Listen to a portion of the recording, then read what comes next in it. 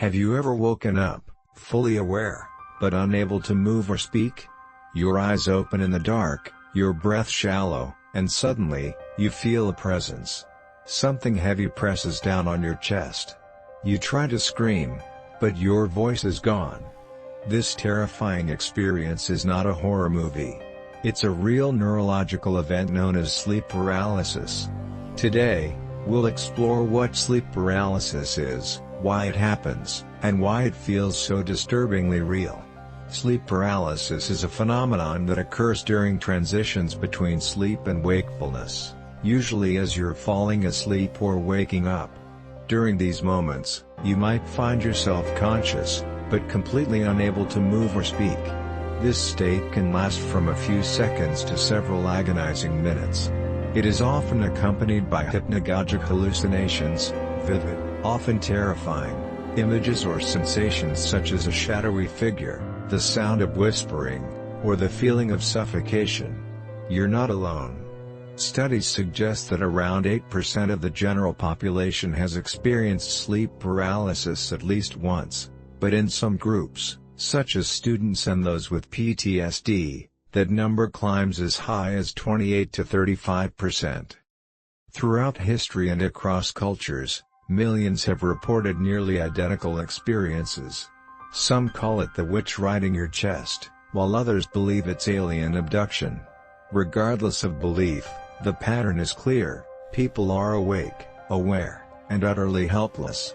To understand sleep paralysis, we need to look at REM sleep.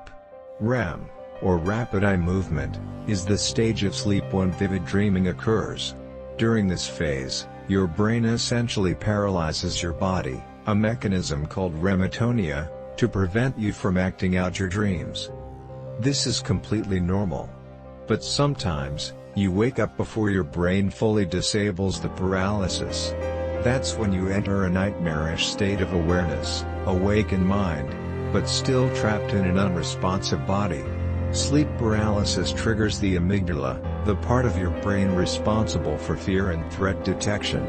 It's hyperactive during this state, which is why the hallucinations feel so intense and threatening. Your brain tries to make sense of the paralysis, and it fills the gaps with imagery from your subconscious fears. That's why so many people report demons, intruders, or evil presences. Your mind is constructing a story to explain your immobility, and it often chooses horror. The experience of sleep paralysis has been with us for centuries. In Japan, it's called kanashibari. In Newfoundland, it's the old hag. In some parts of Africa, it's seen as witchcraft. In modern Western culture, it's often linked to alien abductions or shadow people. Despite the cultural differences, the core sensations are universally similar. This speaks to a shared human experience rooted in biology, but interpreted through the lens of belief, fear, and tradition. One person described waking up to see a dark figure crawling across the ceiling. Another felt something sit on her chest and whisper threats in her ear. A man from Brazil described seeing a burning man in his room, paralyzed and unable to cry for help. These aren't just dreams. For the people experiencing them, they're as real as waking life, and deeply traumatic.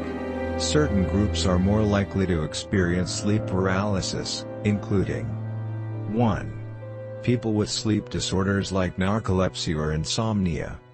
2. Those under chronic stress or trauma. 3. Individuals with anxiety disorders or PTSD. 4. People with irregular sleep patterns, such as shift workers or students. Sleep deprivation is a major trigger. Skipping sleep or pulling all-nighters significantly raises the risk of an episode. Interestingly, some people use sleep paralysis as a gateway to lucid dreaming. Since you're already half in and half out of the dream state, some train themselves to turn the fear into control, shifting their awareness into a full-blown dream they can manipulate. But this takes practice. For most, sleep paralysis remains an uninvited terror rather than a tool. If you're struggling with sleep paralysis, there is hope. Experts recommend 1. Maintaining a regular sleep schedule. 2. Avoiding screens before bed. 3. Reducing stress with mindfulness or therapy. 4. Sleeping on your side rather than your back. 5. Getting at least 7 to 9 hours of sleep. While it can't always be prevented, these habits significantly reduce the frequency and intensity of episodes. If you find yourself stuck in an episode, 1. Try to stay calm. Remind yourself it's temporary and harmless. 2. Focus on small movements, wiggling a toe or finger to break the paralysis. 3. Control your breathing. Deep, slow breaths can help ground your awareness. 4. Mentally repeat, "This is sleep paralysis. I'm safe. Like a storm, it will pass." Panic makes it worse, while calmness shortens its duration. Sleep paralysis is a reminder of how little we truly understand about consciousness. It blurs the boundary between dream and reality, between biology and mythology. Though terrifying, it offers a glimpse into the mind's immense power, both to protect and to scare us. Whether it feels like a demon, a ghost, or a glitch in the matrix, one thing is certain: you are not alone, and science is slowly unraveling the mystery. So next time you wake up and can't move, don't be afraid. Just remember, your brain is playing one of its oldest tricks. And morning is just seconds away.